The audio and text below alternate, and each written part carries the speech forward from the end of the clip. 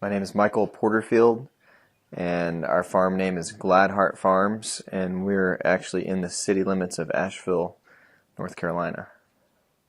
We have about 6 people that are full-time on the farm. My wife does all of the books and the office work, and we have 2 other gentlemen that run the crew in the greenhouse, and we also are heavily involved in volunteer programs.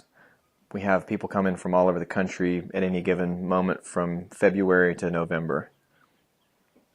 We got certified at the beginning of 2008, and we plan on staying certified. It just seemed like since we were already growing organically that it made sense to get certified. Economic sense, and also I found the certification process very helpful in being a good farmer because of the planning and the logging and all the record keeping. So it's actually helped us a lot. Well, what brought me to farming is a good friend of mine who's in their 60s encouraged me to do something with my son, who at that time was 4, I think. And he thought that it would be of a great benefit to me that I would take advantage of the young years of his life and have a garden and do something with him that he could do, because one of the great things about farming is children can be heavily involved in it. They can pick weeds, they can pick up rocks, they can pick fruit, they can do all kinds of things that maybe they couldn't do on a construction site or in a computer realm or something like that. So I did that, and we went from about 1/10 of an acre to 2 acres to now we're up to close to 18 acres. And my son loves it, and he's probably knows more about farming than I do.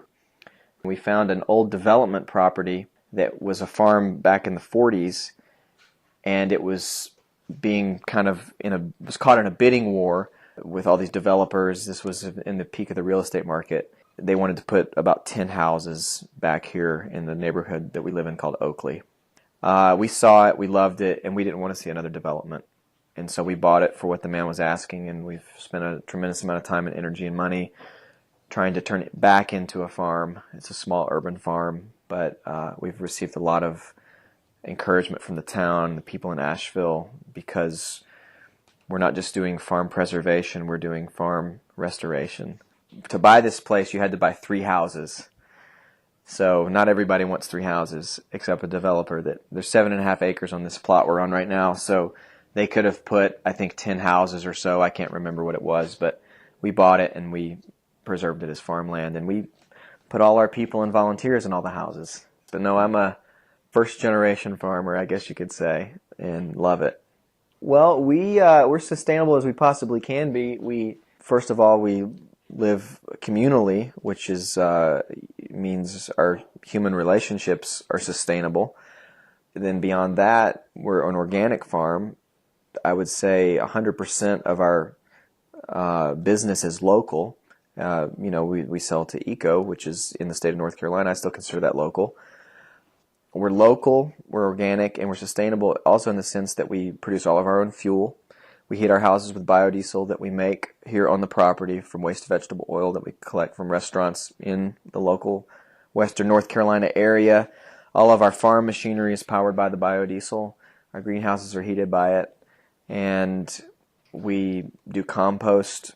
We're just pretty much doing everything we possibly can to be as sustainable as we can. Maybe one day we'll be off the grid, but we're not quite there yet. We need a lot of organic matter on this piece we're on right now, so we're trying to do as much compost as we possibly can. We're doing green manures, cover crops. We have some sources for manure that we can put in on the fall if we don't want to compost that, if we want to put it on the ground raw. But mainly a lot of green manure, cover crop, and a lot of composting. It doesn't seem like there's enough time to do everything that needs to be done. A good friend of mine who's a farmer he's in Missouri, and he told me actually a couple weeks ago, I saw him, and I was asking him how you do it, and he said the first thing you have to accept is the fact that you're not going to get everything done that you wanted to get done. And so that helped me a lot because I'm not getting everything done that I wanted to get done. So that's the most difficult part I can see is, money is always an issue, but I think time's a bigger issue than money.